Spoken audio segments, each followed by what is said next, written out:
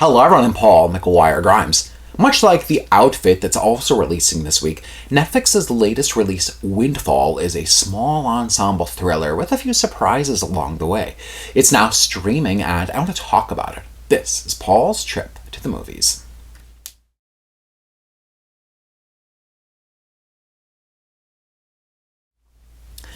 Jason Segel is credited in the film as nobody. We see him wandering the grounds of a gorgeous little getaway home in Ojai, California. Now, it's clearly not his home, but he's leaving his mark in more ways than one as he cases the joint. Now, before he's done robbing the place, the owners, CEO and wife, played by Jesse Plemons and Lily Collins, walk in, catching him in the act. Now, he's this young billionaire tech CEO while she works for his charity foundation. Nobody keeps them hostage, but his mission doesn't quite go to plan, leaving him fumbling along the way. The film also stars Omar Levia as the gardener. Now, Windfall comes from director Charlie McDowell, who won rave reviews a few years ago for his film The One I Love. Now, he and Jason Segel are credited with the story, along with screenwriters Justin Lader and Andrew Kevin Walker.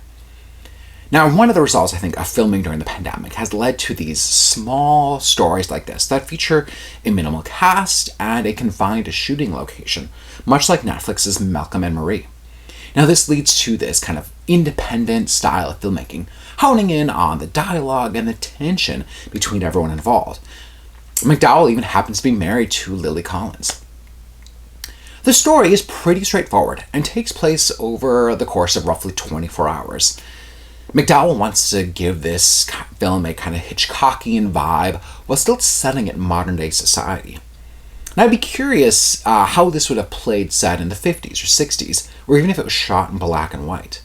It comes with a full title sequence, and there's this haunting old Hollywood tone to the score. Now, at the same time, though, McDowell goes against type with his casting choices, as Jason Segel really leaves behind that goofy, comedic side in order to play nobody. He gives him a bit of a blank slate. We don't really know a lot about him and what got him to even robbing the CEO's home. And Jason Segel actually shies away from making him this maniacal sociopath. Lily Collins is not what you'd expect either for the kind of Hitchcock blonde counterpart. We learn her backstory and the complicated predicament that she's in, but I spent most of the movie wanting and waiting more from her character. Collins keeps wife really internal, in opposition of what Jesse Plemons is doing as CEO. Again, another alternative casting choice here.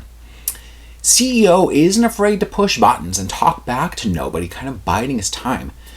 And he's also the CEO that we're familiar with, in that he's this young tech billionaire who talks and whines about how hard it is for rich white guys in society.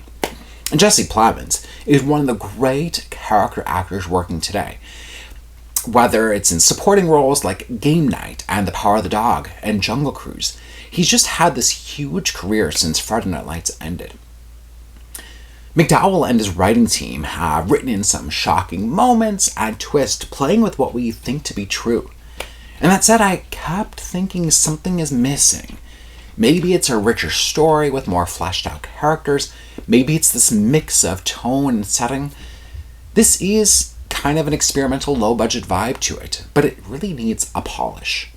I'm giving Windfall 2.5 out of 5 ticket stubs. If you like my review today, click subscribe on my YouTube channel. I get to interview Jesse Plemons, Lily Collins, and Jason Segel, so you'll definitely want to check out those interviews. Don't forget to follow me on Instagram and Twitter at Paul's Movie Trip. And then go to my website, paulstriptothemovies.com, for even more reviews. Thank you so much for watching my review of Windfall. This is Paul's Trip to the Movies.